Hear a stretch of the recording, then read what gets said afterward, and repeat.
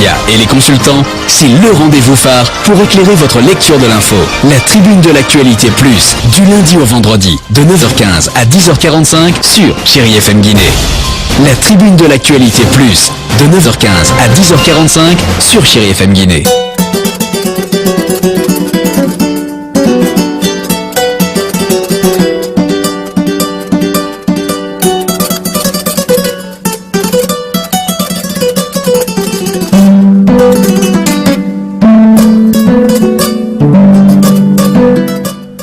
Commenter l'actualité sociopolitique, économique et culturelle en Guinée. Piloté par l'équipe de la rédaction du groupe SGI Média et les consultants, c'est le rendez-vous phare pour éclairer votre lecture de l'info. La tribune de l'actualité plus, du lundi au vendredi, de 9h15 à 10h45 sur Chérie FM Guinée. La tribune de l'actualité plus, de 9h15 à 10h45. Jeudi 15 juin 2017. Mesdames et messieurs, bonjour et bienvenue dans votre émission La tribune de l'actualité plus. L'émission qui analyse, commente et décrypte pour vous l'actualité en Guinée, en Afrique et partout dans le monde. Des manifestations politiques en Guinée de façon ininterrompue, juste après le mois de Ramadan, c'est cette ambition qu'affichent les leaders de l'opposition républicaine. Ils ont fait savoir cette intention lors de leur dernière plénière, tenue, vous le savez, au quartier général de l'Union des forces démocratiques de Guinée. Quelle est donc la position du PEDN sur cette reprise des manifestations? Faya François Bruno en est le porte-parole. Il sera tout à l'heure en direct dans cette émission.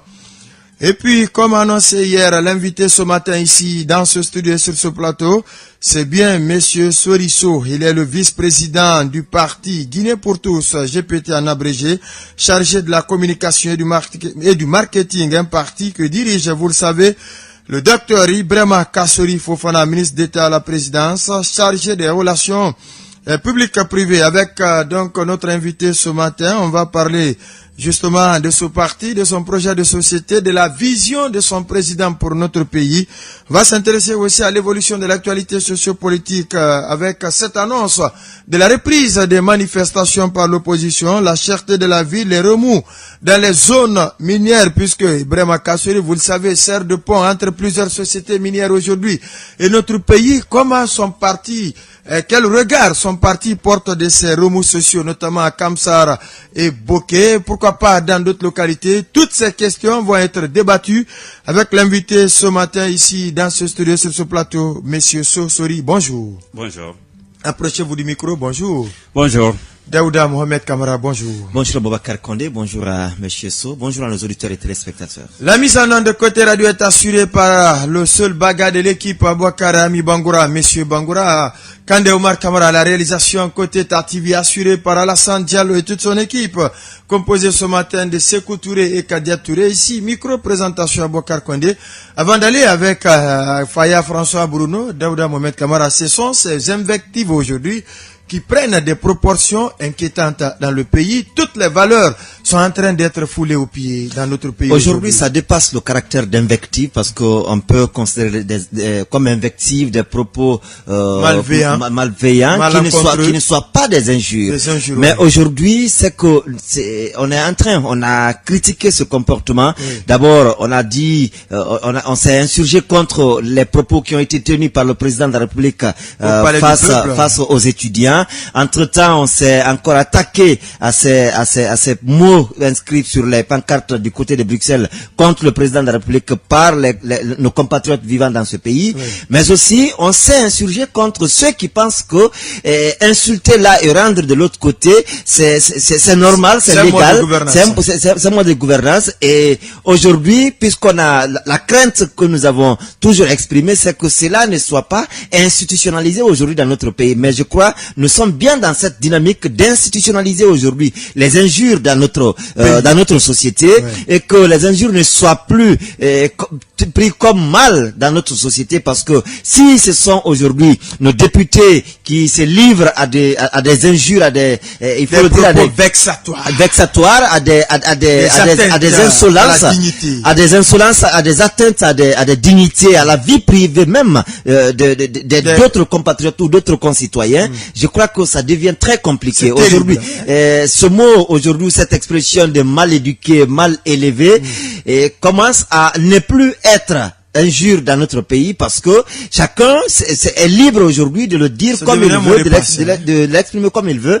Parce que hier, par exemple, quand on prend ce comportement de nos députés à l'Assemblée nationale qui se lève contre un autre député par rapport à ses prises de position, Ousmane Gawal Diallo, je crois, et c'est bien de ramener... C'est de lui il s'agit. C'est de lui il s'agit. Ouais. C'est bien de ramener un député, un confrère, un concitoyen à la raison, mais pas en passant quand même par des injures. C'est quand même pas... Ousmane Gawal est un père de famille, c'est un parlementaire, c'est une personnalité quand même publique, c'est une personnalité aujourd'hui de notre pays, qu'on se permette de, par rapport à ses prises de position, il est de l'opposition, c'est aussi la loi qui lui confère ce droit d'exprimer sa position ou son opinion par rapport à la mandature d'un président en exercice.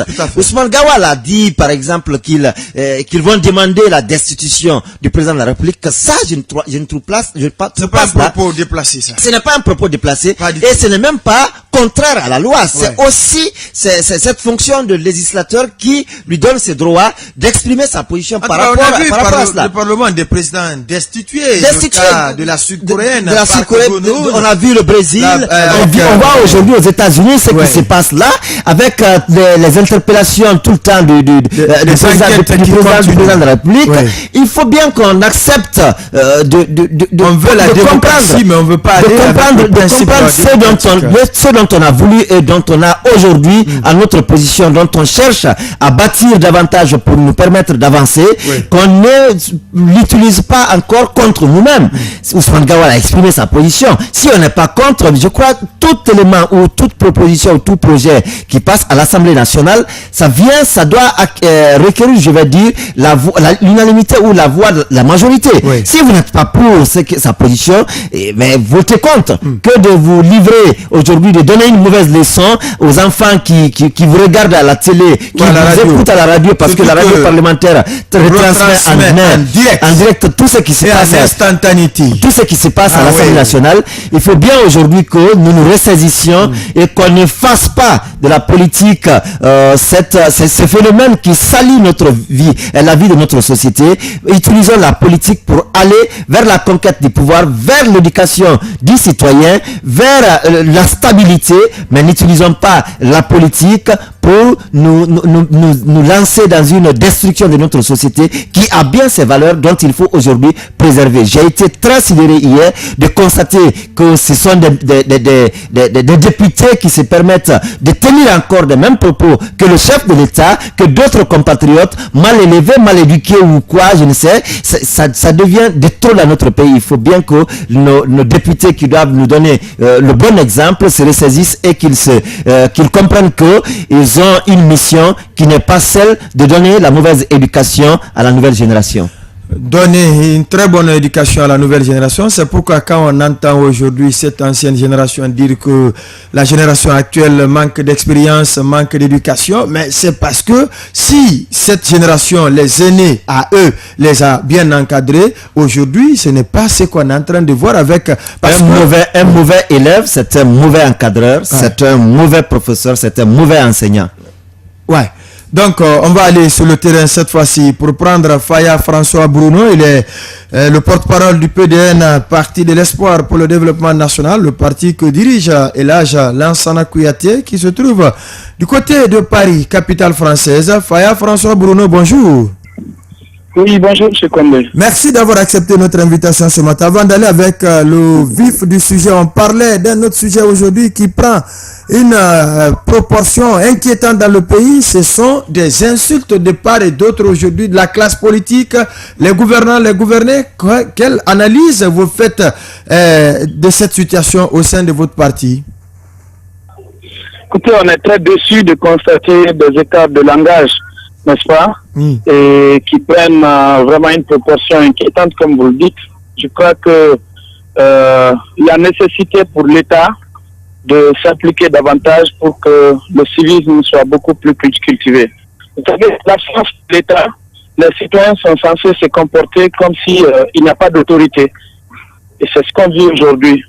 Donc nous lançons un appel pour que l'État renaisse en Guinée, que des dispositions soient prises pour que nos différentes lois soient respectées. Oui, mais le paradoxe, Faya François Bruno, ceux qui sont censés donner le bon exemple, c'est eux-mêmes qui se livrent à ce genre de théâtre, si on peut l'appeler comme ça.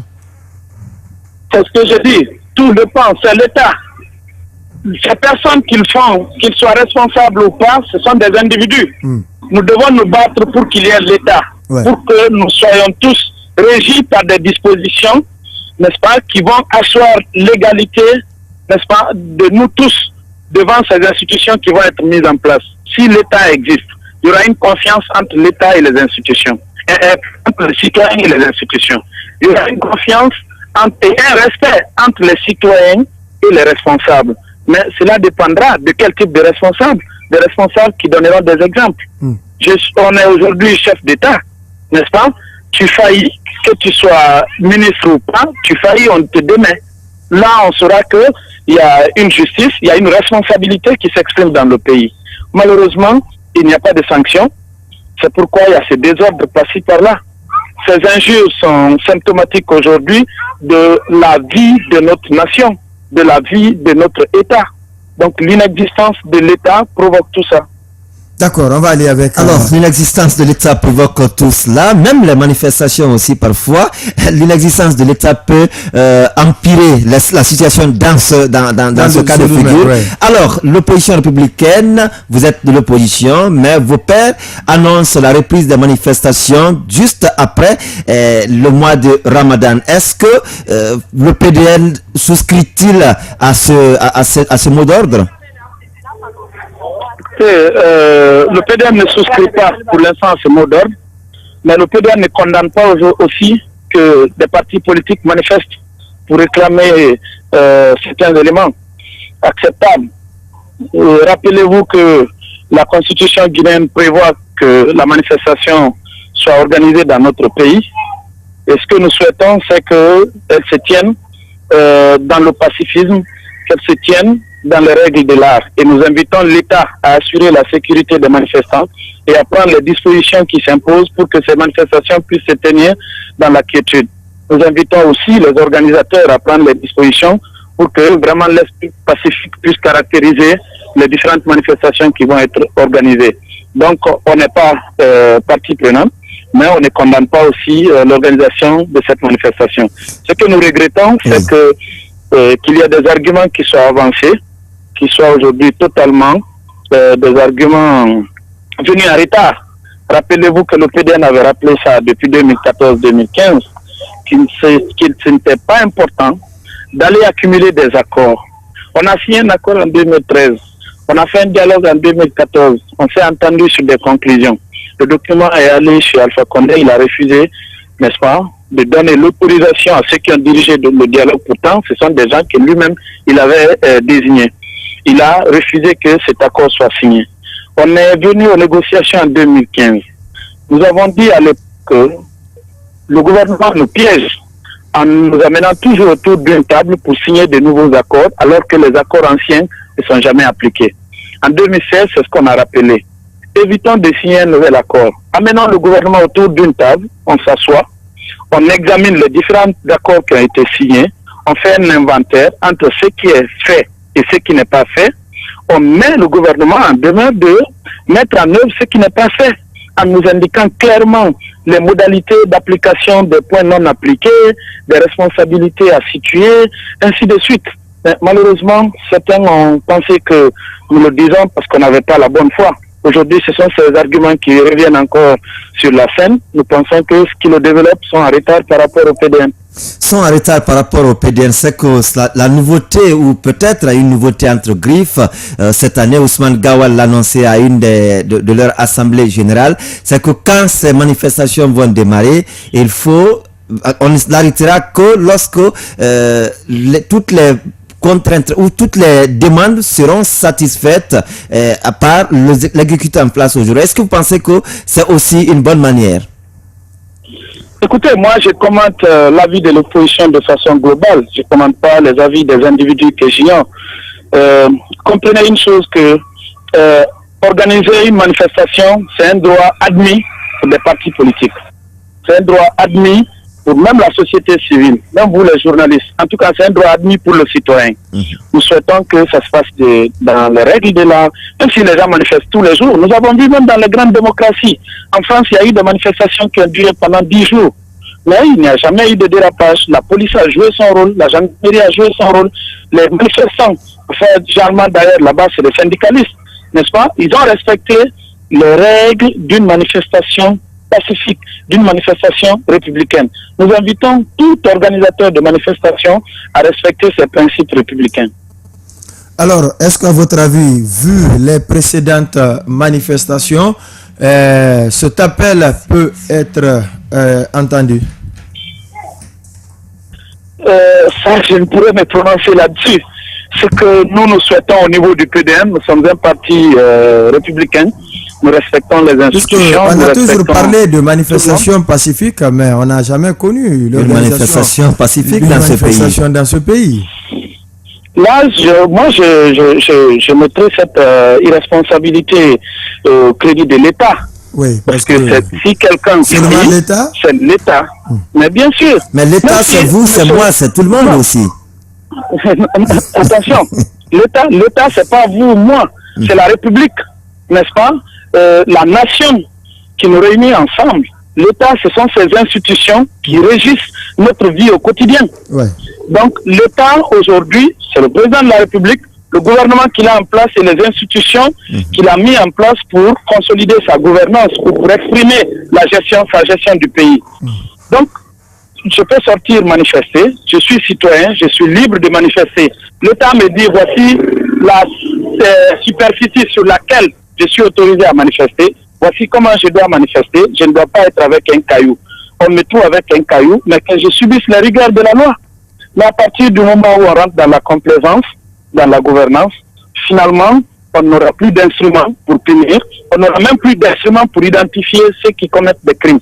Les crimes peuvent être commis de part et d'autre, les délits peuvent être commis de part et d'autre, que ce soit du côté des manifestants, mais parfois aussi on a vu des gendarmes, des policiers qui jettent des cailloux, qui tirent sur des manifestants, mais on a réussi à identifier les coupables. Il y a eu une manifestation ici, à Bambeto, la police nous a dit, on a la vidéo de celui qui a tiré sur le manifestant. Je crois le nom du jeune m'échappe encore, paix à son nom.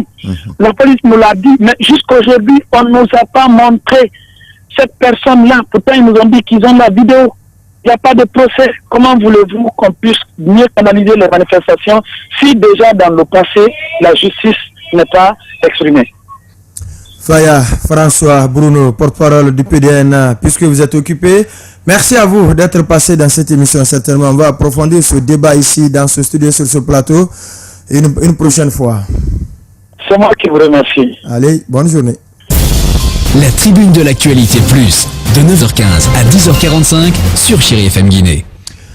Tout à l'heure, nous allons partir avec l'invité ici dans ce studio et sur ce plateau, Sori So. Il est le vice-président du parti Guinée pour tous, chargé de la communication et du marketing GPT en abrégé, avec qui on va aborder le projet de société, la vision du président du parti, le rapport avec le RPG Arc-en-Ciel et les préparatifs, bien entendu, des prochaines échéances électorales. Et puis, cette annonce par l'opposition de la reprise des manifestations, l'opposition républicaine, on a suivi Faya François Bruno. Le PDN n'est pas dedans, mais le PDN ne condamne pas non plus. Ouais, le PDN n'est pas dedans, le PDN ne condamne pas non plus. Et c'est là, je crois, c'est avec une fidélité au texte des lois qui régissent le fonctionnement d'une société normale. Notre constitution, quand même, reconnaît le droit de manifester, mais de l'autre côté également, chacun doit tirer les leçons et chacun doit assumer les responsabilités qui sont les siennes par rapport à une manifestation qu'il organise, je vais dire.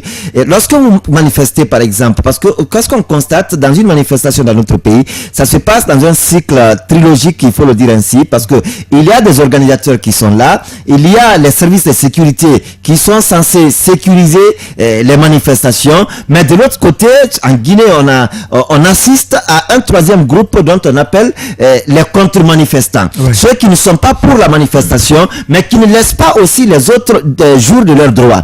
Donc, premièrement... Il y a donc un quatrième groupe aussi. dont les éléments veulent vaquer à leurs activités, mais qu'on empêche aussi. Effectivement, ça rentre dans un carré. Ouais. Alors, il y a ce problème. Chacun aujourd'hui, pourquoi j'ai un peu omis le 4e groupe qui veut aujourd'hui aller vaquer à ses occupations qui n'arrivent pas, parce que elle, à mon sens, cette faction, je me dis qu'elle est victime. Elle n'est pas coupable, mais elle est victime. Mais là où il y a la culpabilité, c'est le groupe des organisateurs, les forces de sécurité qui doivent sécuriser la manifestation, mais aussi ce 3e groupe qui sort pour dire que nous ne sommes pas d'accord et nous allons aussi empêcher que cela se passe. Alors que c'est un droit qui est reconnu. Lorsque le droit il est reconnu de manifester, il y a aussi une autre obligation sur les services de sécurité de les encadrer dans les règles de l'art, parce que si ils détiennent des armes, ils portent des tenues ou ils ont des véhicules qui circulent, qui sont carburés, c'est le contribuable guinéen. Donc ils ont aussi cette obligation, je veux dire, de sécuriser les manifestations. De l'autre côté, ceux qui ne sont pas d'accord, et je crois si le droit est reconnu à un citoyen de manifester, lorsque ce citoyen se met dans cette dynamique, il faut bien l'observer dans sa manifestation, et vaquer à tes occupations n'est pas aussi venir pour provoquer, parce que tout simplement vous estimez que cette manifestation est contre un groupe ou contre une politique qui est la vôtre, alors que vous devez vous aussi répondre à la satisfaction des uns et des autres. Mais ce qu'on regrette le plus souvent, c'est que les forces de l'ordre, même quand elles sortent aussi pour aller canaliser ces manifestations, le plus souvent, lorsqu'il y a casse, lorsqu'il y a des actes de vandalisme, les responsables de l'organisation des manifestations ne sont jamais inquiétés.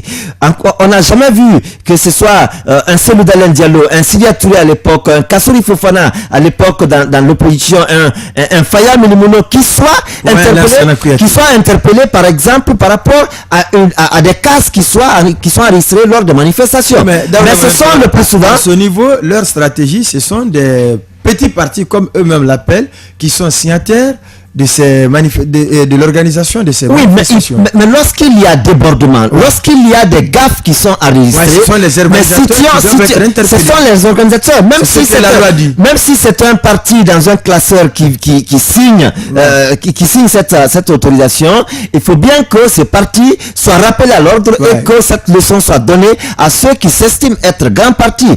Mais ce sont quand les forces de l'ordre viennent, ce ne sont pas les manifestants réels qui sont interpellés, ce ne sont pas les organisateurs qui sont interpellés, mais ce sont le plus souvent les loupards qui sortent pour voir est-ce que la manifestation elle est terminée, est-ce que je peux me rendre désormais à mes occupations. Ce sont ces personnes-là qui sont interpellées et qui remplissent nos prisons pendant quelques jours, et lorsque on estime qu'il faut encore taper du poing sur la table pour interpeller, pour montrer notre force, on dit bon, on se lève demain matin pour aller libérer, ou on demande la libération de la détenue politique, mais de l'autre côté, il y a aussi ces individus qui s'infiltrent dans les manifestations, qui ne sont ni de l'opposition, ni de la mouvance présidentielle, mais qui ne sont que des bandits qui viennent pour s'attaquer aux personnes et à leurs biens, qui font les actes de brigandage. Mais lorsque ces gens-là, par exemple, sont aussi arrêtés, sont interpellés, l'opposition bénéficie de la couverture de l'opposition. Cette opposition sort pour dire que ce sont les militants qui sont interpellés. Mais lorsque on dit qu'il y a eu casse, on dira toujours non, ce ne sont pas nos militants, ce sont les infiltrés. Alors s'il y a des infiltrés, il faut bien chercher à savoir qui sont ces infiltrés et les mettre hors d'état de nuire. C'est important. À présent, on va se tourner vers l'invité ce matin ici dans ce studio et sur ce plateau. C'est bien Soriso 2S, SS. Pourquoi SO carré. Voilà, c'était Ibrahima Soriso. D'accord. Mais au baccalauréat, il y a eu confusion sur le nom. Et puis le Ibrahima a sauté. On vous a pas recalé. Et comme c'est pas collé sur mon visage, j'ai laissé passer. Ah bon. Voilà qui est bien dit. Vous êtes le vice-président du GPT Guinée pour tous, parti que dirige Dr Ibrahima Kassory Fofana. Dites-nous quelle est la véritable vision. Moi, je préfère d'abord qu'on commence parce que c'est un fait de société aujourd'hui qui est en train d'inquiéter plus d'un. C'est aujourd'hui ces invectives, ces injures qui deviennent mode de gouvernance aujourd'hui dans notre pays. Quel regard vous portez sur ce comportement de ceux qui sont censés nous donner des leçons? Écoutez, j'ai écouté plusieurs commentaires sur ces faits de société. Mais moi, j'ai une vision tout à fait contraire ou peut-être complémentaire par rapport à tout ce qui a été dit. À mon avis, la société guinéenne est en train de perdre ses valeurs. Moi, je vois ça plutôt comme étant une détérioration de nos valeurs sociales. Ce pays-là est bâti sur des valeurs. Nous avons hérité de nos parents des valeurs de respect de la dignité humaine, de respect de la dignité d'une personne. Écoutez, si vous prenez le président de la République, écartez le fait qu'il soit Alpha Condé. C'est un père de famille. Derrière lui, il y a toute une famille. Est-ce que vous et moi accepterez que quelqu'un insulte aujourd'hui nos parents sous nos yeux? Non. À côté de ça, le président de la République, professeur Alpha Condé, était néné. Est-ce que vous et moi, on accepterait que quelqu'un insulte un néné devant nous? Non. Et troisièmement, la présidence de la République, c'est un symbole pour toute la nation guinéenne. Personne n'aimerait voir cette présidence de la République être prise à la légère. À mon avis, il est temps que tout le monde se ressaisisse pour des questions d'intérêt national. Il faut qu'on retourne vers nos valeurs fondamentales. L'injure, l'insolence, le manque de respect, le manque de civisme ne font pas partie de nos valeurs cardinales. Moi, j'en appelle plutôt à un retour vers nos valeurs cardinales. Alors, vous avez pris l'exemple que du président de la République, c'est un père de famille, c'est un aîné, c'est une institution qu'il incarne, mais si lui aussi, il se met dans cette position contraire pour s'adresser par exemple à des étudiants en disant vous êtes mal élevé, et on sait que pour être bien élevé, il faut qu'il y ait quelqu'un qui nous élève. Si on est mal élevé, c'est que c'est directement à celui qui devait nous élever. Je suis d'accord avec vous que de part et d'autre, il y a eu des écarts. Personnellement, j'étais au palais quand cela s'est passé. En fait, la situation, le contexte dans lequel a été tenu ce propos aussi, il ne faut pas l'écarter. En fait, les gens se focalisent sur le commentaire, mais ils ne prennent pas en compte le contexte dans lequel ça a été tenu. Il n'y a pas fumé sans feu. On était dans une salle archi-com, avec chaude, des invités étrangers, beaucoup de personnalités, où on n'aimerait vraiment pas voir de telles attitudes dans une institution aussi symbolique que le Palais du Peuple. Alors il y avait un mélange de cocktails explosifs qui faisait que beaucoup de choses ont été dites ou ont été faites dans cette salle ce jour. À mon avis, si vous les sortez de leur contexte, vous faussez même la valeur de la personne qui les a tenues. Donc, personnellement, il y a des écarts que je n'apprécie pas, mais il ne faut pas sortir les faits du contexte dans lequel ça s'est déroulé. Alors, ce débat s'invite également, ou ces invectives, ces écarts de langage s'invitent également au niveau de l'Assemblée nationale. On a vu hier, ce sont des mêmes propos qui ont été aussi orientés contre Ousmane Gawal Diallo, qui est un député, qui est aussi un père de famille. Attendez, à mon avis, on n'appelle pas un député honorable pour rien. Un honorable, derrière, il y a les honneurs. Les députés doivent donner l'exemple. L'institution de l'Assemblée nationale doit donner des exemples. Les injures à l'intérieur de l'hémicycle, à moins que ça soit des débats entre députés, parce que ça se passe ailleurs. Les députés, dans les débats houleux, dans des débats de fond, peuvent avoir des prises de bec, peuvent avoir même de fois des coups de main. Mais au-delà de cette situation qui est typiquement liée à un projet en étude, un député doit donner le bon exemple parce qu'il incarne. Écoutez, prenez un député d'une localité donnée. L'ensemble de la population s'identifie à ce député. S'il pose des actes allant dans le sens contraire de la morale, ce n'est pas un bon exemple. Ce n'est pas un bon exemple. Moi, je pense que l'Assemblée doit se ressaisir. Tous les députés, en fait, tous les Guinéens, on doit se ressaisir et revenir à nos valeurs cardinales. Et si la situation perdurait, à quoi peut-on s'attendre dans le pays? Parce que l'escalade prend de l'ampleur. Personnellement, je crois que c'est pourquoi j'en appelle à tout un chacun, y compris vous les médias aussi. Il ne faut vraiment pas donner l'occasion aux gens d'aller sur cette lancée. Quelqu'un la commence, stoppez net. Parce que les médias aussi sont des facteurs qui peuvent aggraver ça, parce que si ce n'est pas relayé, ça n'a pas d'écho. Personnellement, moi, je suis relayé pour qu'on prenne conscience de la gravité de la dangerosité. C'est pourquoi il faut exploiter ces faits de façon très intelligente. En les exploitant, il faut amener les gens, surtout l'opinion. N'oubliez pas que nous sommes dans une société à forte dominance analphabète. Si certains exemples sont donnés par le sommet, les gens ont tendance comme élite. Très bien, à légitimer, même si ce n'est pas légitime. Ouais. À mon avis, chacun d'entre nous doit œuvrer dans le sens du retour vers nos valeurs. Parce que c'est comme ça a commencé dans notre pays. On brûle un voleur aujourd'hui, on brûle un assassin aujourd'hui. On dit que c'est parce que la justice ne fait pas son travail. Aujourd'hui, c'est devenu un phénomène qui s'incorpore également dans nos habitudes. Est-ce qu'il n'est pas grand temps que le bon exemple vienne d'en haut? Et comme l'a dit François Bruno d'ailleurs, il faut que l'État se fasse sentir. Je suis d'accord avec vous. Il y a certaines formes de violence qui ont été enregistrées en Guinée qui ne sont pas dignes de la Guinée. Ce sont des pratiques qui existaient dans d'autres pays. On pouvait mal imaginer qu'un Guinéen soit capable de poser de tels actes. Ça interpelle deux choses. L'État à prendre ses responsabilités, je suis d'accord avec Bruno sur ce point, mais aussi ça interpelle l'ensemble de la société parce que ceux qui ont fait ça sont issus d'une famille donnée.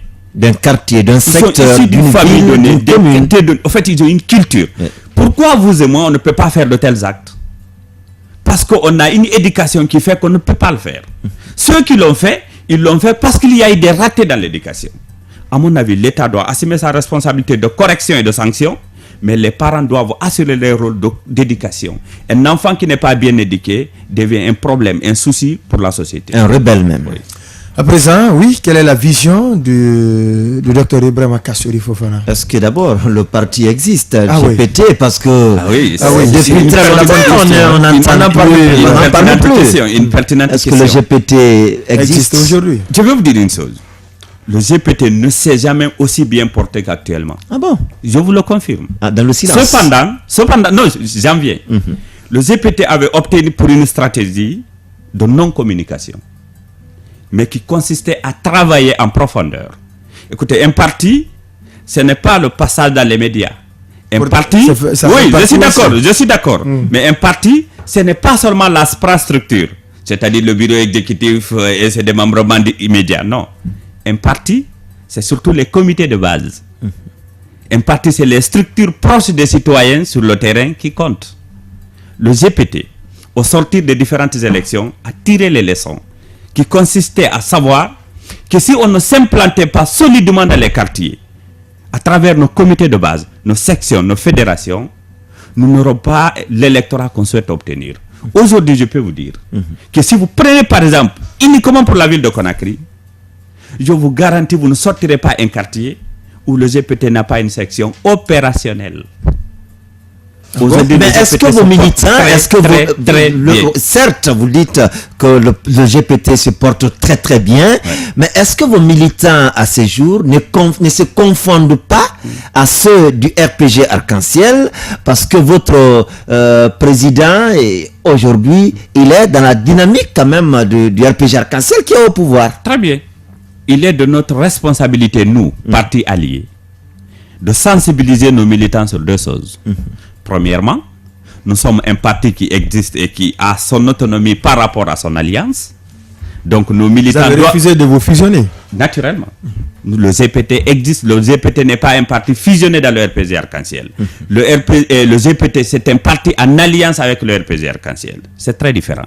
Il est de notre devoir d'informer nos militants que nous accompagnons le professeur Alpha Condé dans la mise en place de son projet de société. Cependant, nous restons militants et sympathisants du GPT qui accompagnent. Vous avez votre propre identité. Vous l'avez dit tout à l'heure, vous avez opté pour une option de silence, mais travailler en profondeur. Et pour beaucoup d'autres observateurs, le GPT, le président Kassori Fofana, a été à un moment donné en cours de moyens pour soutenir les actions du parti. Il fallait s'accrocher au pouvoir, sucer là un peu, afin de soutenir les activités du parti. Qu'en est-il? Est-ce que cette assertion ne tient pas aujourd'hui lorsque vous gardez le silence? Il y a une chose qui me plaît en Guinée et qui me fait aussi rire. Le Guinéen aime les analyses à bras raccourcis. Tenir de telles affirmations, ce n'est pas du tout connaître le président Kassori. Pour ceux qui connaissent Kassori, savent que l'homme ne fonctionne pas selon son modèle. Non. Le GPT a opté, et de façon consensuelle. Ce n'est pas que le président Kassori, ce n'est pas de la dictature là. Le GPT est un parti structuré et organisé. D'ailleurs, depuis que le président Kassori est devenu ministre d'État, il n'intervient pas dans les activités du parti. Mais il injecte quand même les moyens pour vous permettre de vous maintenir. Écoutez, le fonctionnement d'un parti, le mécanisme de financement d'un parti politique bien organisé, ce n'est pas que le président du parti. Même si le président du parti contribue. En Guinée. Je vous le concède. Le président du parti contribue. Mais ce n'est pas que lui. Un parti a d'autres sources de financement. Un parti a d'autres mécanismes de mobilisation de fonds. Le GPT fonctionne. Le GPT a sa ligne politique. Le GPT reste fidèle à son président, Kassori. Donc, dire que Kassori était à court de moyens, c'est mal le connaître. Vous parlez de la zone spéciale de Conakry. Vous dites que dans tous les quartiers aujourd'hui, vous avez des représentations. Dites-nous. Opérationnelles aussi. Opérationnelles, voilà. Merci de me compléter. Mais quelles sont les communes dans lesquelles il y a plus d'opérationnalisation? Si vous prenez par exemple du point de vue pourcentage d'implantation des comités de base, la première commune dans laquelle le GPT est fortement implanté, c'est Matam. Ah bon? Pourtant, la deuxième, c'est un fief. Écoutez, je vais vous dire une chose. Allez-y. Le problème en Guinée, c'est important de savoir que c'est l'élection qui sert de baromètre pour mesurer le poids d'un parti politique.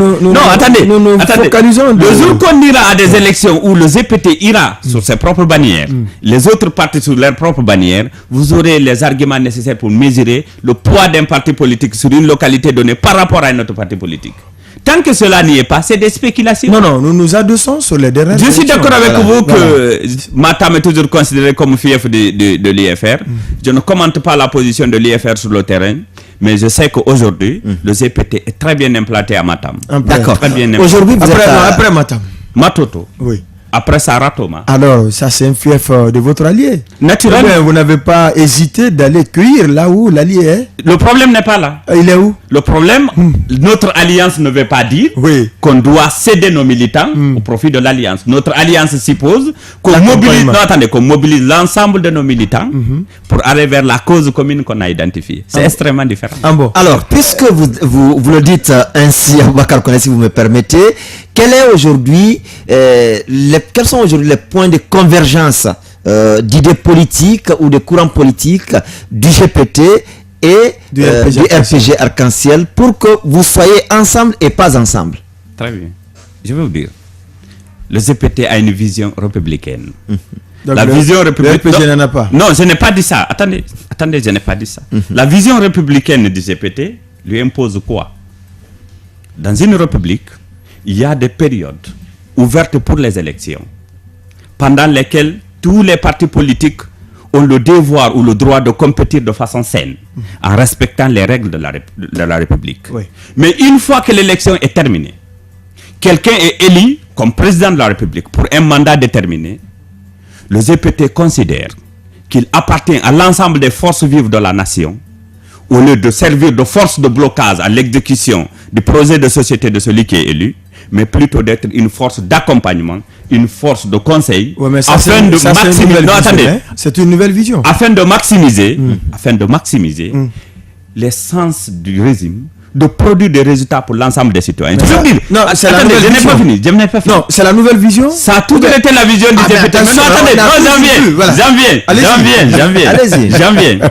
Je vais vous dire, il faut que les Guinéens arrêtent de penser que lorsque le professeur Alpha Condé échoue, c'est Alpha qui aurait échoué ou c'est le RPG qui aurait échoué. C'est toute la Guinée qui aurait échoué. L'État, c'est une continuité. Oui. Il faut qu'on accepte et qu'on continue de capitaliser. Quand quelqu'un arrive, donnons-nous tous les moyens pour lui permettre de produire le maximum de résultats, parce qu'il ne les produit pas pour lui. Oui, mais est-ce que la vision que vous venez de décrire là n'est pas en porte-à-faux aux propos que Dr Ibrahima Kassori tenait pendant les premières manifestations? Je suis d'accord avec vous. Est-ce que ce n'est pas deux trucs diamétralement opposés? Non. Quand il disait, attention, Alpha Condé est venu vendre le pays, il donne l'essentiel des marchés à ses parents malinqués, voici les sous-sous, regardez-moi, c'est moi qui peux faire votre situation. Aujourd'hui, vous dites que votre vision, c'est d'accompagner encore ce même... D'abord, tous ces propos-là, il faut les prendre vraiment au conditionnel. Non, attendez. J'étais encore sur le terrain. D'accord, je n'en disconviens pas. Les instincts sont là. Je n'en disconviens pas. Je peux dire à la technique... Mais là n'est pas le problème. Pour l'écouter. Là n'est pas le problème. Oui. Revenons... Pourquoi depuis ce temps... Revenons sur l'historique. Oui. Allez-y. Revenons sur l'historique. Oui. En 2010, quand nous sommes partis au premier tour, après le premier tour, nous avons décidé d'accompagner le professeur Alpha Condé pour le second tour, pour une simple raison. pour nous, en ce moment, nous avions pensé que parmi l'homme de la situation, parmi tous les candidats, parmi les étaient deux maintenant. Attendez. Oui. D'accord. Ce n'est pas parmi tout, parmi les 24. D'accord. Parmi les deux. D'accord. Nous avons pensé que le professeur Alpha Condé remplissait un certain nombre de critères devant vous qui nous permettaient de le choisir et de l'accompagner pour ses couturières. Et nous l'avons fait avec fierté. Oui. Maintenant, non, attendez. Ensuite. Après. Vous vous êtes senti trahi? Non. Vous ne pouvez pas parler en lieu et place de moi. Allez-y. Après l'avènement du professeur Alpha Condé au pouvoir, quelques mois ou une année et demie d'exécution du pouvoir, nous avons senti que certains fondamentaux de nos projets de société, de notre vision de la gestion de l'État, n'étaient pas respectés. Quels sont ces fondamentaux? Non, attendez. À partir de l'instant, nous avons décidé de prendre notre distance. Mais je vous rappelle, la politique n'est pas une religion. Pour dire que vous êtes né là-dedans, vous devez grandir là-dedans et mourir là-dedans. En politique, on doit se rallier en fonction de ses convictions et en fonction de la préservation de ses intérêts. Ok? Et actuellement, à un moment donné, le GPT et son leader, nous avons estimé que la façon dont fonctionnait l'État ne correspondait pas à nos valeurs. En ce moment, nous avons pris nos distances.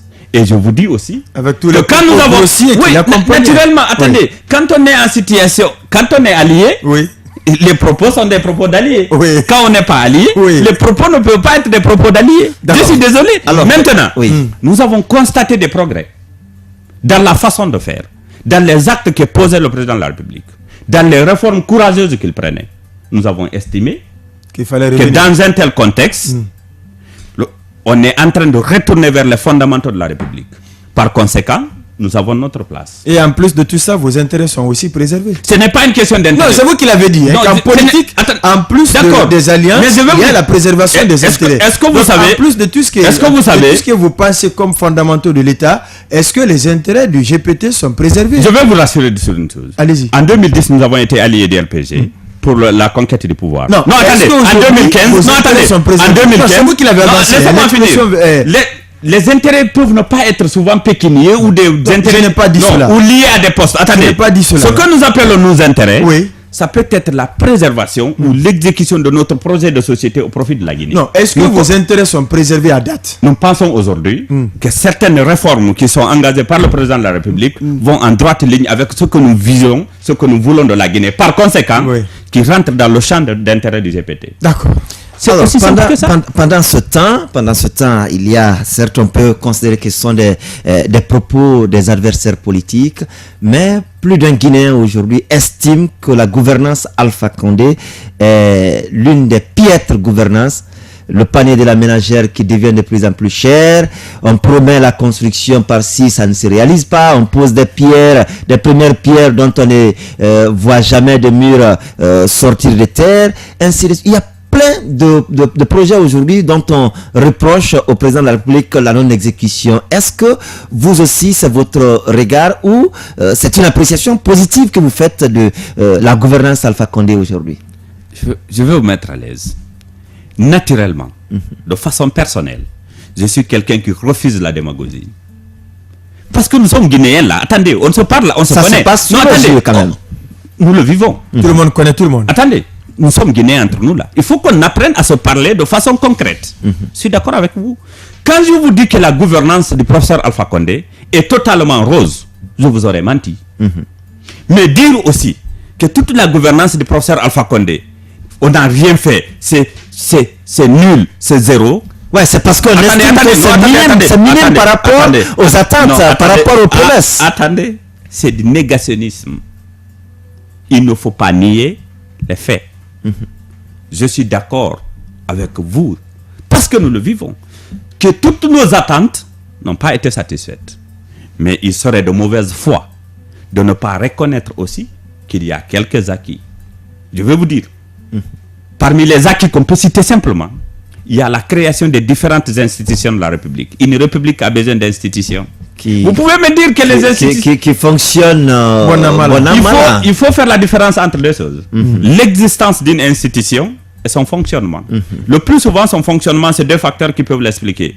C'est soit les personnes qui l'incarnent qui ne sont pas à la hauteur, où les moyens ne sont pas au rendez-vous. Il y a un troisième facteur. Il y a un troisième facteur qui peut aussi être la forte influence de l'exécutif. Je vais vous aider. Sur ce plan, c'est pourquoi je vous dis, les personnes qui les incarnent ne sont pas à la hauteur. Mais lui, il est le directeur de Série FM, non? Si vous sentez que vous ne pouvez pas exécuter votre vision en tant que directeur, vous ne pouvez pas accomplir votre mission en tant que directeur, vous avez le choix de démissionner aussi. Même si cela n'est pas guinéen. Non, ce n'est pas guinéen parce qu'il y a des Guinéens qui se considèrent toujours comme étant des sous-cadres. On vous confie une responsabilité. Si vous ne pouvez pas l'exécuter, pour l'amour de Dieu, attendez, Jean-Paul Sartre a dit l'être humain est libre. C'est l'existentialisme de Jean-Paul Sartre. Vous pouvez dire, mon ami, je démissionne. L'homme ne doit pas être, il faut exister. Pour exister, il faut laisser des traces. C'est ce qu'il a dit, Jean-Paul Sartre. Maintenant, aujourd'hui, quelle est la vision réelle de Kassory pour notre pays?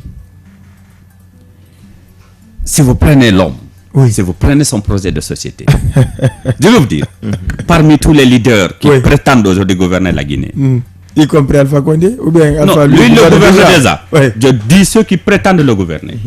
S'il y a quelqu'un qui a un projet de société, s'il y a quelqu'un qui a un projet de société, en harmonie avec les valeurs de la Guinée, en harmonie avec nos réalités, en harmonie avec les tendances, est-ce que vous savez que 1 sur 2 en Guinée a moins de 16 ans? 1 sur 2. Est-ce que vous savez que les gens de 65 ans ne représentent que 4,5% de la population guinéenne? Est-ce que vous savez que près de 70% des gens de moins de 25 ans ne font rien en Guinée? La population guinéenne est extrêmement jeune. Nous avons un taux de croissance de 3,1 par an. Nous avons une fécondité de 5,1 enfants par femme. Ça veut dire quoi? La jeunesse représente un poids considérable dans la population guinéenne. Tout leader qui ne met pas la jeunesse au centre de ses préoccupations passe largement à côté de la plaque. Et Kassory, contrairement à beaucoup de leaders, a toujours mis la jeunesse au centre de ses préoccupations. Non pas en qualité de leader. Il l'a fait avant qu'il ne soit leader. Il est important de rappeler les faits. Allez-y. Si vous prenez le tour des départements ministériels aujourd'hui, demandez les DAF et les SAF. Beaucoup vous diront qu'ils ont été DAF grâce aux efforts personnels de Kassory, qui les avait mobilisés d'alors et les envoyés à Ouagadougou pour la formation. C'est ce qu'on a appelé la promotion Ouaga. C'est de Kassory. Si vous prenez beaucoup de jeunes cadres qui sont dans la fonction publique aujourd'hui, qui ont été intégrés à la fonction publique à l'occasion des lauréats de leurs institutions. Ça, c'est l'œuvre de... Non, attendez. Alpha Brahma Kera. Attendez. L'intégration des lauréats n'était pas que... N'était pas que... C'est lui qui était le ministre de la fonction publique. Je vais vous dire, pour intégrer... Non, mais vous savez, pour intégrer quelqu'un à la fonction publique... Il faut le quitus du ministère de la fonction publique. D'accord, mais il faut aussi qu'il y ait accord de ceux qui résidèrent les ressources financières. Kassory a œuvré énormément pour le recrutement des 10 meilleurs de chaque institution. Moi qui vous parle, j'ai été lauréat de la République, j'ai été intégré à la fonction publique sous cette initiative. Kassory a toujours prouvé que sa préoccupation majeure, c'est les jeunes. Et ce n'est pas que ça. Nous sommes le seul parti politique qui a une école des cadres. Est-ce que vous savez ça, Kane? Oui, c'est maintenant le RPG. Non, attendez, non, c'est pas la même chose. Non, ce n'est pas ce qu'on appelle université vacances chez nous. Chaque année, l'université d'été. Oui, on organise des formations où on fait venir des spécialistes et où on invite l'ensemble de la jeunesse, pas que des EPT, que vous soyez du RPG, de l'IFDG, du GPT, ou que vous soyez vous n'appartenez à aucune formation politique, vous pouvez participer à la formation.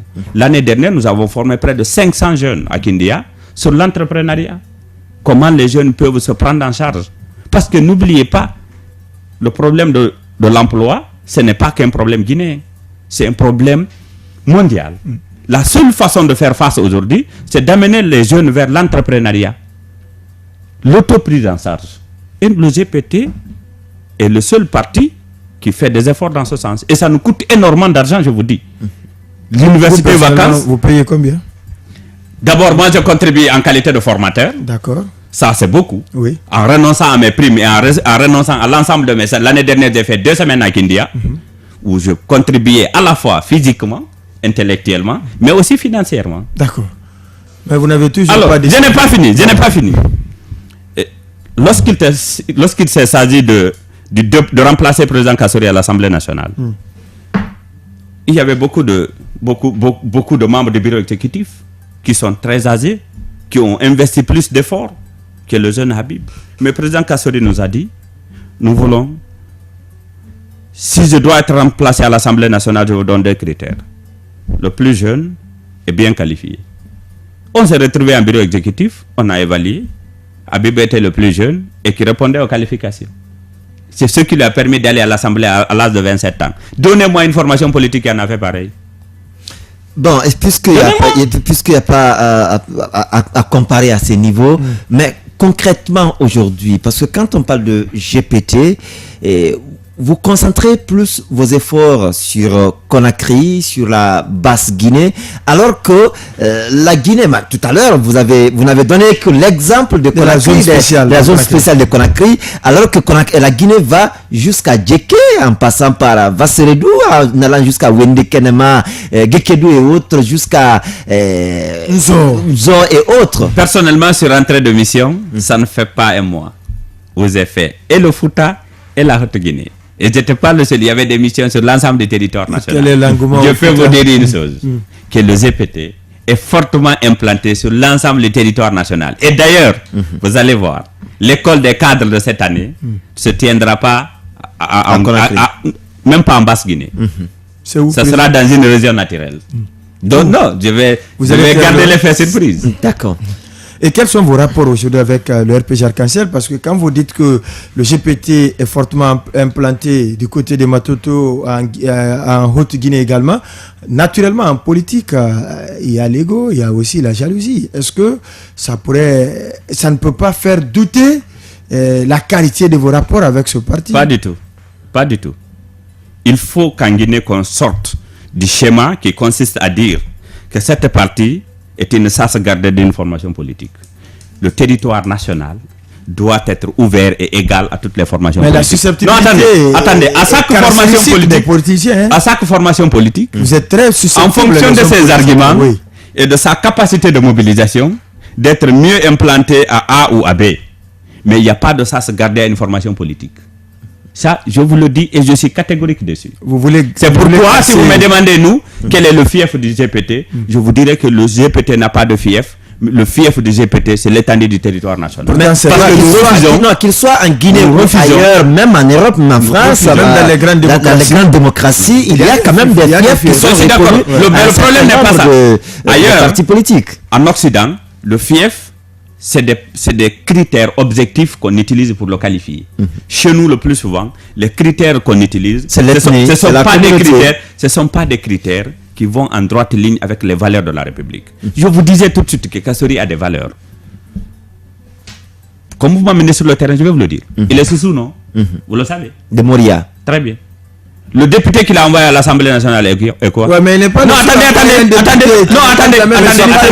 attendez. Ça, c'est banal, non, ça. attendez, mais c'est le seul. Non, il y a Kalemodou Yansane de Moria. Oui, d'accord. Il y a Aboubacar Souma je vais vous poser une question très pertinente. Non, vous n'êtes pas là.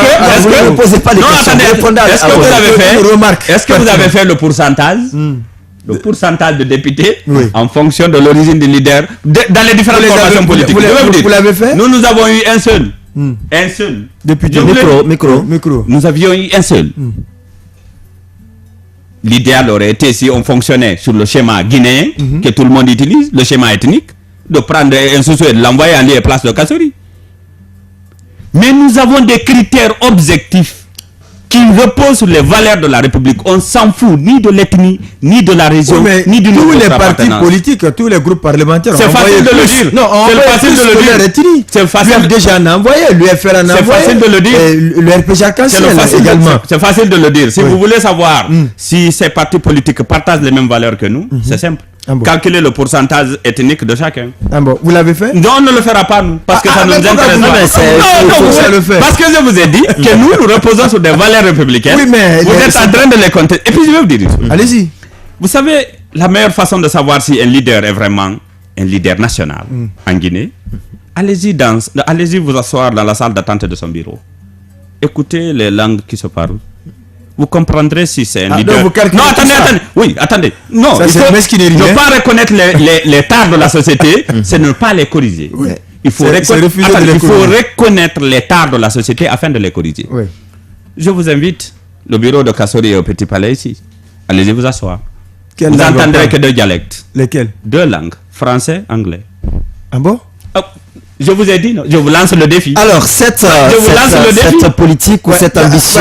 Avant d'aller avec la cherté de la vie, parce que vous vous agrippez... Non, pas que la cherté de la vie, oui. C'est bien la vision dont on flatte aujourd'hui avec Kassori Fofana. On le voit, il est aujourd'hui à un poste très stratégique, qui le met au devant des négociations pour l'implantation des industries et des industriels, des miniers et autres, mais ce qu'on constate dans ces zones, aujourd'hui, on estime que les sociétés qui s'y installent ne font rien pour accompagner et la jeunesse et les communautés.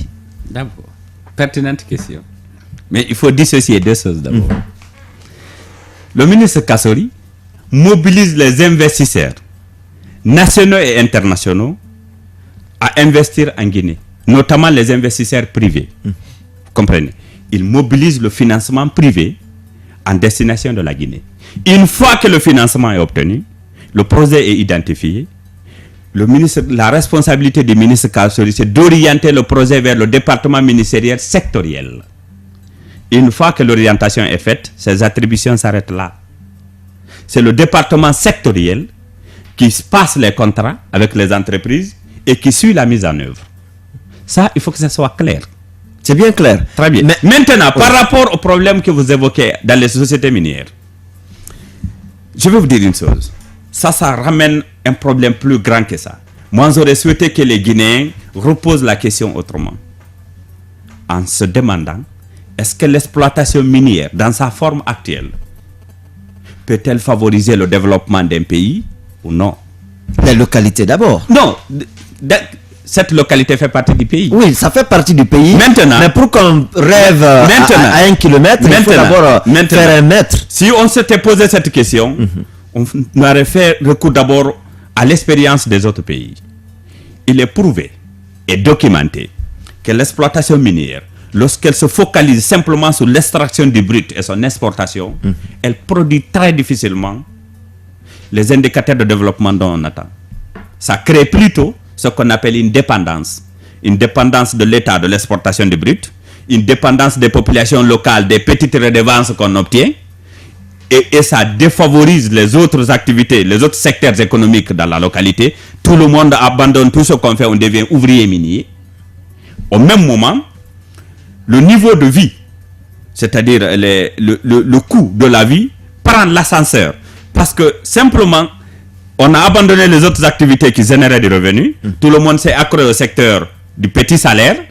Et le loyer, la consommation, tout prend l'ascenseur en fonction du petit salarié. Ceux qui ne sont pas salariés, sont condamnés à vivre le même niveau de vie que ceux qui sont salariés. C'est ce qui aggrave le malaise. D'accord. Mais est-ce que à la négociation, il n'y a pas lieu, vous l'avez rappelé, tant qu'on restera dans cette phase d'extraction et d'exportation, ça n'aura pas d'impact sur le développement communautaire. Mais est-ce que à l'entame des négociations, il n'y a pas lieu aussi que celui qui sert de pont entre ces grandes sociétés et notre pays, que les contrats ou que les discussions portent sur comment on veut aujourd'hui que ces sociétés s'installent chez nous pour permettre tel profit? Le problème là ne peut pas être géré uniquement à partir d'un département. Ça doit être une vision nationale. Moi, j'aurais plutôt conseillé à l'État guinéen d'avoir une vision qui va consister à mettre en place d'abord les préalables d'une exploitation minière réussie. Qu'est-ce que j'appelle les préalables d'une exploitation minière réussie? C'est les infrastructures, c'est l'énergie. C'est-à-dire qu'il faut créer les conditions et obliger les entreprises minières à faire une partie de la transformation en Guinée. Parce que plus on crée de la transformation en Guinée, plus on crée de la valeur ajoutée. Plus on augmente le nombre d'employés et plus on enrichit les Guinéens. Mais tant qu'on reste dans le schéma classique extraction-exportation, quelle que soit la façon dont vous allez négocier, vous ne pouvez pas créer la valeur ajoutée parce qu'elle n'est pas créée encore. Moi, je veux vous faire revenir encore sur le volet politique. Bientôt les élections locales, même si la date n'est pas encore fixée, mais est-ce que le GPT ira en alliance avec le RPG? Est-ce que les tractations, les négociations ont commencé ou vous allez aussi présenter vos candidats dans plusieurs circonscriptions? Et si c'est le cas, quels sont les endroits qui sont déjà ciblés? Le GPT est en alliance avec le RPG Arc-en-Ciel. Depuis des mois, on avait fini de discuter par rapport à comment aller aux élections communales. Nous présenterons des listes communes. Il y aura des localités où le GPT sera tête de liste. Il y aura des localités où le GPT sera à l'intérieur des listes. Il y aura des localités où le RPG sera tête de liste. Il y aura des localités... Mais vous irez donc sous la bannière RPG Arc-en-Ciel? Je vous le confirme. Nous sommes en alliance avec le RPG Arc-en-Ciel et nous irons jusqu'à preuve de contraire avec le RPG à ces élections parce qu'on en a déjà travaillé. Est-ce que cela ne pourrait pas encore vous arriver, ce qui arrive aujourd'hui à l'UFC et au NFD qui veulent se départir du carcan UFDG, mais puisqu'ils ont été élus sur la liste de l'UFDG, c'est très compliqué pour eux? En fait, moi, je me méfierais de comparer une alliance à une autre. Ça dépend des critères, ça dépend des objectifs qu'on s'était fixés au moment où on scellait l'alliance. Nous... Donc les clauses. Oui, ça dépend de ça. Oui. Nous, pour le moment, notre alliance avec le RPG repose vraiment sur des critères très bien définis et des objectifs très bien définis. Pour le moment, nous ne sentons pas cette menace. En 2010, vous êtes allé en alliance, les clauses ont été bien établies, bien ficelées, mais à la prise du pouvoir, la victoire est arrivée, ça n'a pas été un gâteau qu'il fallait partager. Vous avez décidé de faire dos au RPG Arc-en-Ciel. Cette fois encore, vous faites aveuglément confiance aux clauses que vous allez sceller avec le RPG Arc-en-Ciel. Est-ce que vous ne vous retrouvez pas dans un éternel recommencement? La notion de cercle vicieux, comme on le disent reprend les encore les économistes. mêmes habitudes. Il est important de rétablir d'abord les pendules. Le GPT n'a pas quitté le RPG Arc-en-Ciel parce qu'on n'a pas une autre part de gâteau. Je suis désolé. Nous ne sommes pas demandeurs d'une part de gâteau.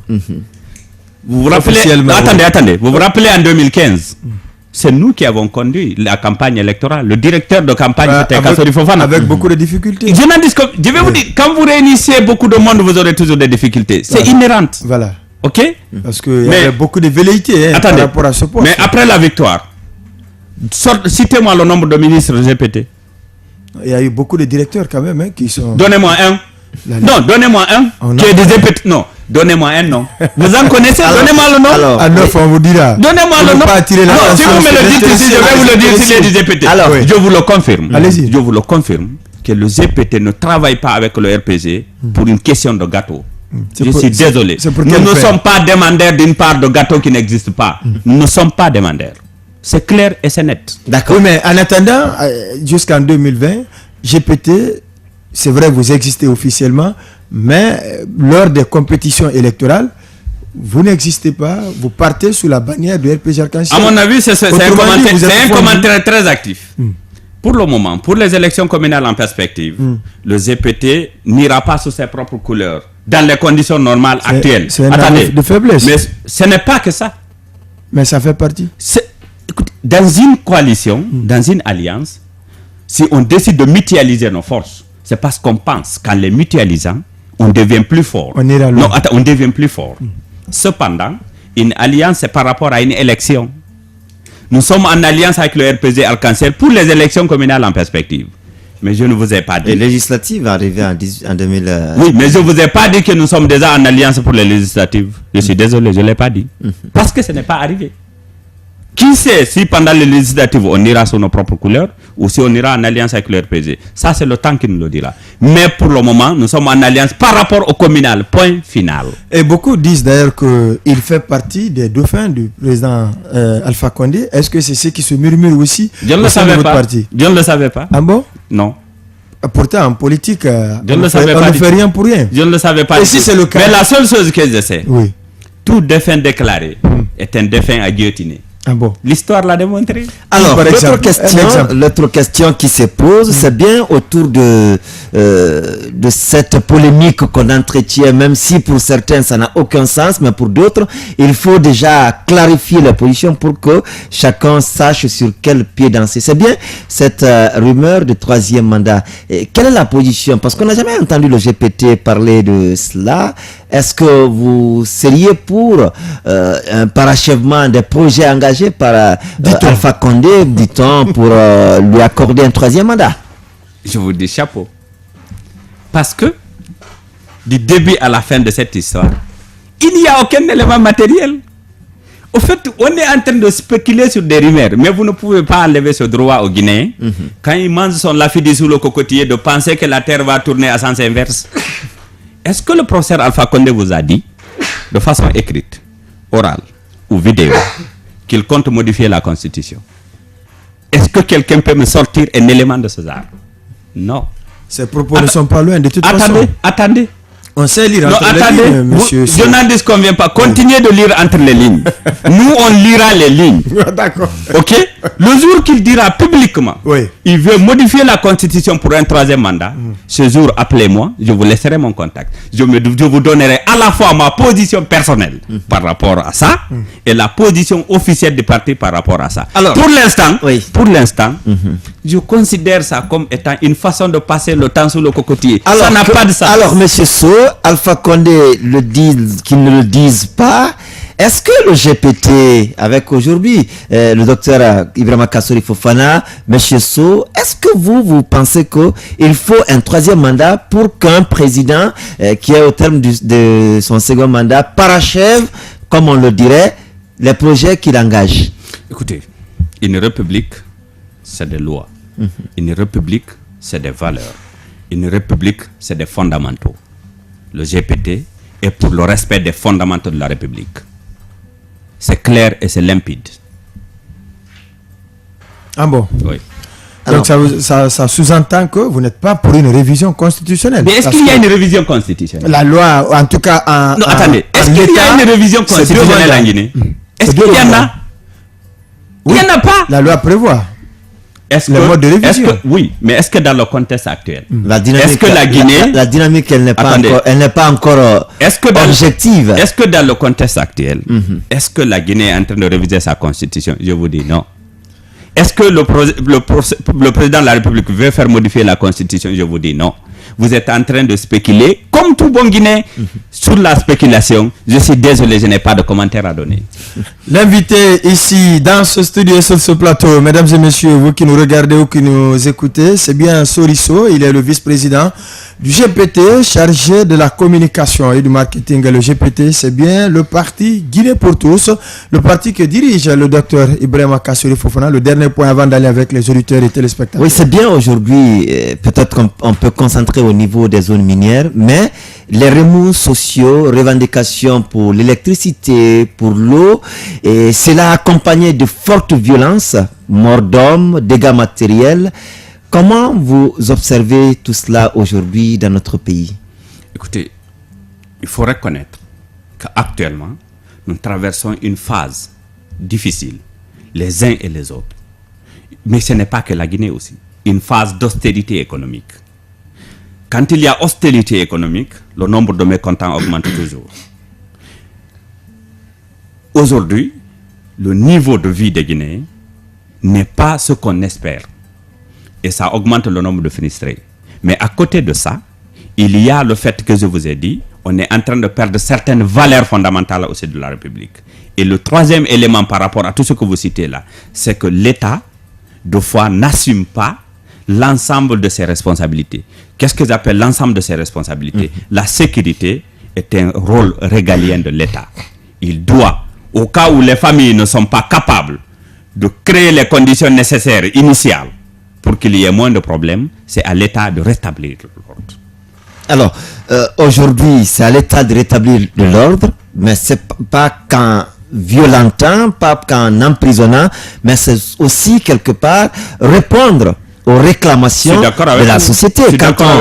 Quand on prend la capitale qu'on a créée, qu'on dise que la Guinée est le château d'eau de l'Afrique de l'Ouest et qu'il y ait des quartiers, des communes ici qui peuvent faire un mois sans recevoir une goutte d'eau dans leur robinet et qu'il y ait des quartiers, on nous chante Kaleta, Swapiti en vue, Fomi et ainsi de suite en vue, qu'il y ait des quartiers qui ne soient pas satisfaits de la desserte de l'électricité aujourd'hui dans notre pays. Raison de plus, quand je vous ai dit, quand un président est élu, l'ensemble des forces vives de la nation doivent se donner les mains pour l'aider à produire les résultats. Je veux dire, depuis que le professeur Alpha Condé est arrivé, si vous prenez le secteur de l'eau, vous voyez quand même, il faut être de bonne foi, reconnaître qu'il y a beaucoup d'efforts qui sont en train d'être déployés. Même si... Non, attendez, remplacement de tuyaux, de conduites, installation de nouvelles stations de pompage. Tout ça, c'est pour augmenter la capacité de production d'eau de la ville de Conakry. Mais ça ne se règle pas par une baguette magique. Oui, mais les quartiers que ces réformes ont trouvé sans eau demeurent encore sans eau. Quand on va par exemple à Simbaya et dans d'autres quartiers de la commune de Ratoma, ici à Kaloum, il y a ce problème. Je suis d'accord avec vous que ces réformes n'ont pas encore produit tous les résultats escomptés. S'ils avaient produit tous les résultats escomptés, on allait dire à la professeur Alpha Condé de laisser comme ça de travail. Mission accomplie. Le travail continue. Le travail continue. Mais le problème, c'est que le professeur Alpha Condé, il faut reconnaître quand même qu'il a hérité d'une situation qui n'existait pas. Supposez que lorsqu'il était arrivé au pouvoir, s'il y avait au moins une fourniture d'eau pour 50% des quartiers, tous ces efforts seraient concentrés sur les 50 autres. Mais vous avez vu les installations vétustes qu'on a trouvées. Tout cela quand même ne l'a pas empêché de dire que je vais rattraper le retard de 50 ans en 5 ans. Et je suis d'accord avec vous. Aujourd'hui, on est à 7 ans. Je suis d'accord avec vous. On se demande même parfois si l'État, le pays, la nation, on ne sait même pas quoi, qu'est-ce qui existe, qu'est-ce que nous disposons. On va aller avec les auditeurs maintenant. Ils réclament leur temps d'antenne. Le premier a beaucoup impatienté. Kaba Mamadou Diana. Diana, bonjour. Bonjour, je voudrais dire à M. Kamara que les personnes sont en train de faire beaucoup de choses. C'est vrai, aujourd'hui, il y a des quartiers à Conakry où on ne reçoit pas d'eau, mais cela ne date pas de jour. Élevez votre voix un peu. Quand le professeur est arrivé au pouvoir, nous nous sommes tous en Guinée en savant quelle situation est dans notre pays. Mais vous dites que les quartiers qui n'ont pas d'eau, cela ne date pas d'aujourd'hui. Mais est-ce que le professeur Alpha Condé aussi est venu pour maintenir ou laisser ces quartiers dans la même situation et répartir? Il est en train de travailler pour ça. Il faut voir aujourd'hui les conditions qui est en train de remplacer. Il n'y avait pas d'études préalables qui avaient été faites en Guinée. Les gens ont fait des choses par la maçonnerie. Et si nous voulons changer, nous devons changer cette méthode de travail. Et nous devons faire des fondements solides. Si on ne le fait pas, demain ou après-demain, on va nous accuser de n'avoir rien fait. Aujourd'hui, les gens se plaignent qu'il y a le courant qui part. Et on a fait une année à Conakry, il n'y avait pas le courant. Ça, il faut reconnaître. Oui, mais on a dit changement. Ce changement, on doit le sentir, on doit le vivre. Nous, on le faire, M. Kamara, on est en train de le faire. Vous ne pouvez pas me dire que c'est parce que on a fait en telle date 1 an sans avoir le courant, et aujourd'hui, à l'époque, on n'avait pas Kaleta, dont on nous a chanté. Aujourd'hui, on a Kaleta quand même. Monsieur Diallo Mamadou Siradio de Foulamadina. Siradio, bonjour. Bonjour M. Kamara, bonjour M. Abakar Condé. Moi, je voudrais dire à mon ami qui vient à peine de souper, le changement n'est pas virtuel, le changement est palpable. S'il y a un changement, nous allons sentir ça sur le terrain. M. Abakar Condé, je voudrais d'abord poser la question à votre invité. Pourquoi aujourd'hui il tente à soutenir le plus grand délinquant économique de la République guinéenne, M. Kassori Fofana? Parce que la question que je me pose. Monsieur Diallo? Oui. Vous allez retirer votre terme de délinquant international. Retirez-le. Non, je retire avec fierté. Alors, je retire le moment. Maintenant, je voudrais lui poser la question. Qu'est-ce qu'il a poussé de soutenir M. Kassori Fofana? Merci. La question, elle est comprise. Merci à vous, Siradio. Lamarana Yembere Diallo. Monsieur Diallo, bonjour, Lamarana. Bonjour, monsieur. Bonjour à vos auditeurs. Bonjour à votre invité. Je voudrais rappeler que ce n'est pas la gentillesse des EPP, ni la gentillesse de M. Kassori qui a fait que Habib aussi lui est remplacé. C'est la loi qui prévoit d'un député démissionnaire ou d'un député qui n'est pas mesure d'assumer ses responsabilités. Selon la loi, lui ici directement après les députés à l'Assemblée sur la liste nationale qui vient. Et heureusement ou malheureusement, c'est rapide. Et d'ailleurs, il y avait eu de sérieux débats. Je ne vais pas revenir parce que j'ai beaucoup d'amis à ce niveau, je connais comment ça s'est passé, comment sont les lobbies, les débats, et ainsi de suite. Félicitations qu'il est député. Tant qu'on n'a pas glorifié, c'est la loi qui l'a dit, ce n'est pas la gentesse de catégorie. Bon, revenir sur le problème d'eau. Et on dit qu'on a on utilise des termes pour moi galvaudés. Mais quel est l'effort de... Prenez l'exemple des matins à Rafik Madina notamment. Avant d'arriver d'Alpha Condé, on vendait le bidon d'eau à 1000 francs, un bidon de 20 litres. Aujourd'hui, ce bidon est vendu à 2000 francs. À 10 000. On vendait ce bidon-là à 1000 francs. Aujourd'hui, on vend le bidon de 20 litres d'eau à 10 000 francs, à 10 500 francs. Et vous n'êtes pas sans savoir, lorsque Dadis quittait le pouvoir, il y avait du courant. Presque 16h, 24 ou 15h. On disait même que Dadis avait réglé le problème de l'électricité, si vous vous souvenez. Je voudrais vous dire, avant d'ailleurs d'arriver à Dadis, si vous voyez que par exemple, moi j'ai quitté, je suis allé à Dixil pour travailler dans les années 2004, 2005, 2006, c'est parce qu'il y avait de l'électricité à 24 à Dixil, même si ça coupait. Ça ne dirait pas, ça revenait. Voilà, la Marana, merci.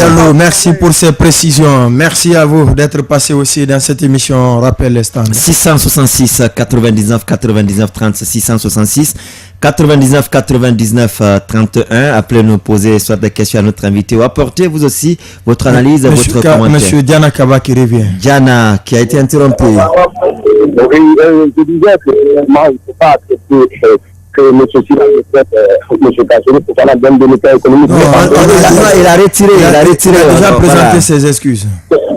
C'est ce qui est normal, il ne faut pas contrer nos personnalités de la sorte. Soit qu'on l'aime pas, il a servi ce pays-là. Si c'est quelqu'un d'autre qui disait à son leader, je sais que... Monsieur Diana, vous n'allez pas vous attarder sur cela. Si nous l'avons ramené, si nous l'avons ramené à la raison, il faut aussi concéder. Voilà. Alors 666 99 99 30, 666 99 99 31, un autre en ligne. Barry Alaoudine. Alaoudine, bonjour. Alaoudine, bonjour. Il est parti. Monsieur Kamara Bouakar de Kalou. Monsieur Kamara, bonjour. Bonjour, monsieur Kamara. Nous vous écoutons. Je me remercie votre invité, monsieur So. Moi, j'ai une seule question. J'aimerais savoir, est-ce que GPT aimerait travailler une fois à la reine du pouvoir, va travailler comme RPGA quand elle travaille actuellement? Parce qu'ils nous ont annoncé le changement, mais comme le dernier temps de l'an, ça n'a compté rien. Il y a l'impunité, l'insécurité, tout est là encore. Vous voyez, c'était ma question. D'accord, merci à vous. Amadou Ba de Matam. Monsieur Ba, bonjour. Oui, bonjour. Nous vous écoutons. Je dis bonjour à votre invité. Éteignez la radio à côté, éteignez la radio. Je suis dans la voiture, je viens de garer. D'accord. Nous vous écoutons, oui, monsieur Ba. Je voudrais le dire, c'est quelqu'un qui dort, c'est celui-là qu'on réveille. Mais quelqu'un qui fait semblant de dormir, on ne peut pas le réveiller. Ah bon? Même l'aveugle voit ce que le Condé est en train de faire. Il est venu, il a trouvé quoi? Pourquoi on crie partout, il n'y a pas d'eau, il n'y a pas d'électricité? La Côte d'Ivoire avait combien d'années de guerre? L'Orbatar est venu, il a fait que la continuité, il y avait des patriotes qui ont géré le pays. L'Orbatar est venu seulement, il a en 3 ans, il a fait un grand pont. C'est parce qu'il avait tourné, il avait le procès, il avait débuté comme le président Vakonde. On n'allait pas parler de tout cela. Franchement, c'est la mauvaise gérance qui fait que nous sommes là où nous sommes. Il ne faut pas qu'on a fait une baguette magique. On a vu ces erreurs qu'il est en train de faire. Moi, regardez aujourd'hui, l'inauguration du pont Kaka. Moi, j'ai perdu mon grand frère là-bas. Il est mort là-bas parce que le pont était... Les gens sont venus, sont devenus des ministres du transport, ils ont trompé l'ancien compte pour pouvoir bouffer l'argent dans leur propre compte. Mais qu'est-ce qu'ils ont foutu pour le pays? Mais tout.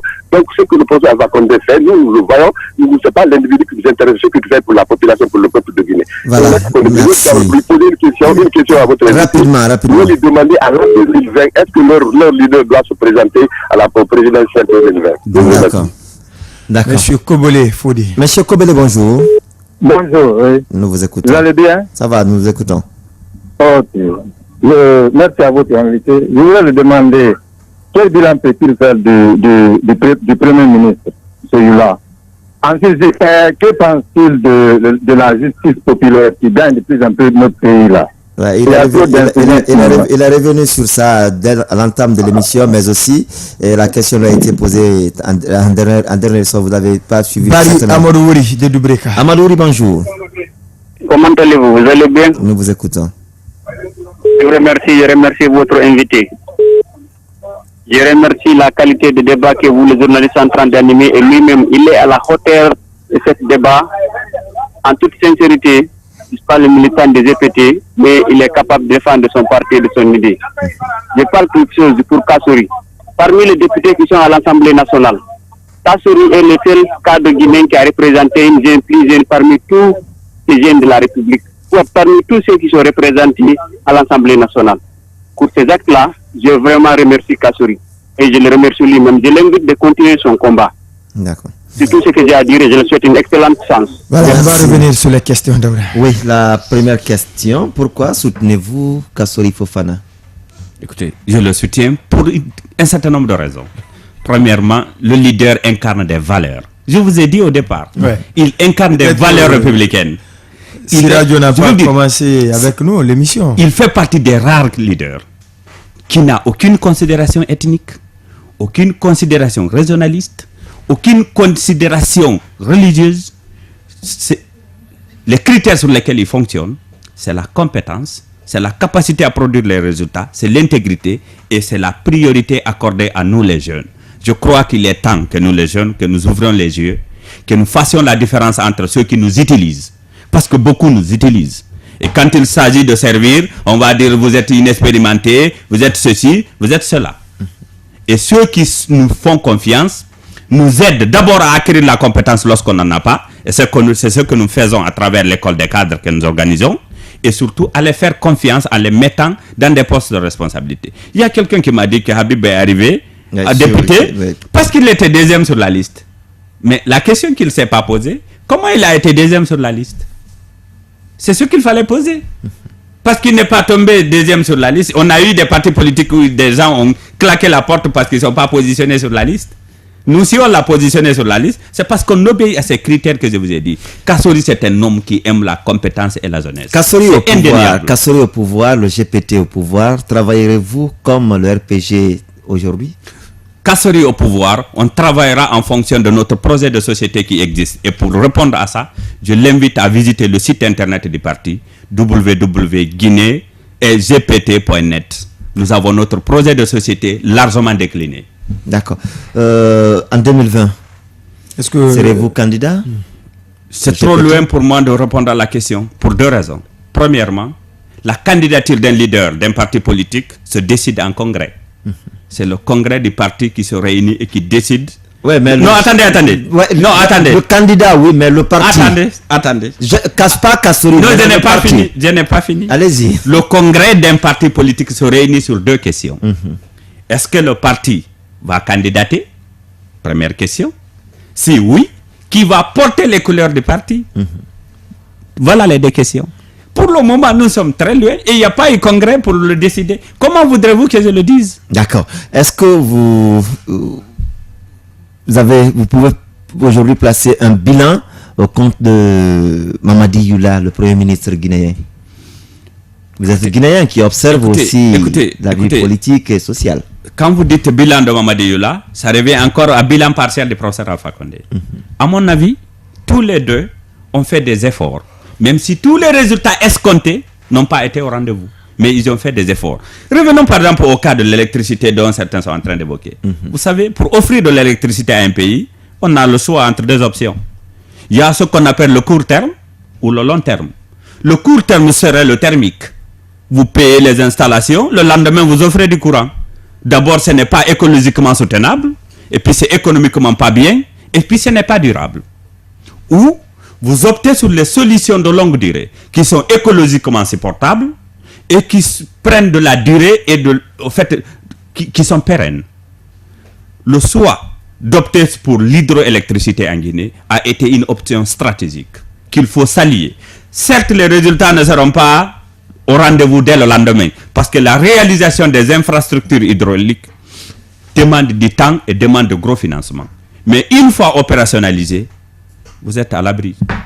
Les seuls aléas qui peuvent vous arriver, c'est les aléas naturels, notamment la pluviométrie. Donc le choix d'axer la priorité énergétique de la Guinée sur l'hydroélectricité a été un choix visionnaire. Il aurait pu rester sur tombeau comme tout le monde. Il aurait pu offrir, je vous garantis, si le professeur Alpha Condé avait opté pour le thermique, il pouvait donner du courant à tout le monde, 24 heures sur 24. Mais ça sera à un coût élevé, ça sera à un coût élevé, écologiquement élevé, en termes de pollution de l'atmosphère et du sol. Parce que, allez-y autour de Tombeau.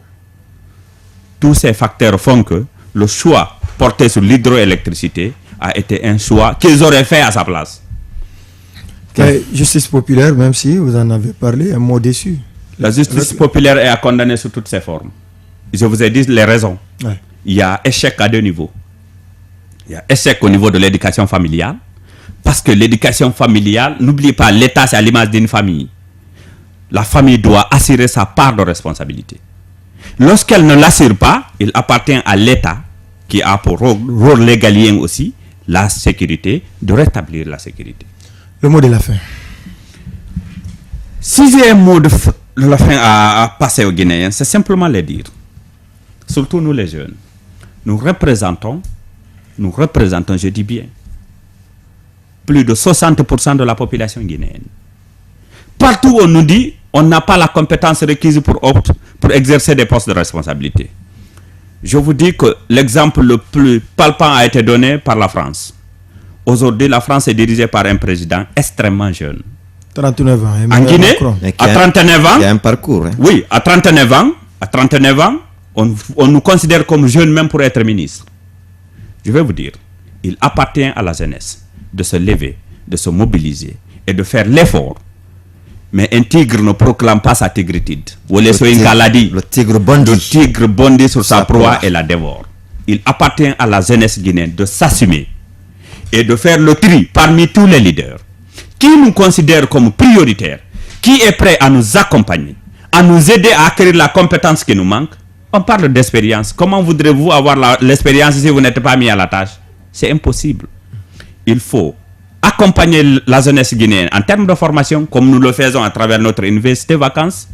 Il faut les responsabiliser, comme nous le faisons au sein des partis et ailleurs, afin que les cadres acquièrent à la fois compétences et expérience. Parce que la construction de la Guinée relève de la responsabilité exclusive de nous les jeunes. Et je vous garantis, s'il y a un leader en Guinée qui considère que la construction de la Guinée passera par cette jeunesse qu'on doit former, accompagner et responsabiliser, c'est bien Kassori Fofana. Merci à vous, Monsieur Soriso, d'être passé dans cette émission. On espère que les prochaines fois également, vous serez là pour qu'on évalue à mi-parcours l'évolution de votre parti sur le terrain. Je serai là. Merci à Daouda Mohamed Kamara. Merci également à la technique télé assurée par Alassane Diallo et celle de la radio assurée aujourd'hui par Abouakarami Bangoura Kande Omar Kamara. La rediffusion au niveau de la télé, c'est à 22h15 à la radio, 22h05. Quant à nous, on se reprend demain, vendredi, au compte du dernier numéro de votre émission, La Tribune de l'Actualité Plus, avec un invité, Santi Kaba Diakité. Il est directeur général de Harmattan Guinée, mais vous le savez, il est commissaire général de Conakry, capitale mondiale du livre. Avec lui d'ailleurs, depuis le lancement de cet événement mondial, quels sont les actes déjà posés sur le terrain? C'est ce qu'on va discuter avec Santi Kaba Diakité à notre rendez-vous. À nous manquer sous aucun prétexte. Encore une fois, merci de l'attention et portez-vous bien. La Tribune de l'Actu Plus, c'était avec l'équipe de la rédaction. Du lundi au vendredi, de 9h15 à 10h45 sur Chéri FM Guinée, la Tribune de l'Actualité Plus. Comprendre, décrypter, analyser et commenter l'actualité sociopolitique, économique et culturelle en Guinée. Piloté par l'équipe de la rédaction du groupe SGI Média et les consultants, c'est le rendez-vous phare pour éclairer votre lecture de l'info. La Tribune de l'Actualité Plus, du lundi au vendredi, de 9h15 à 10h45 sur Chéri FM Guinée. La Tribune de l'Actualité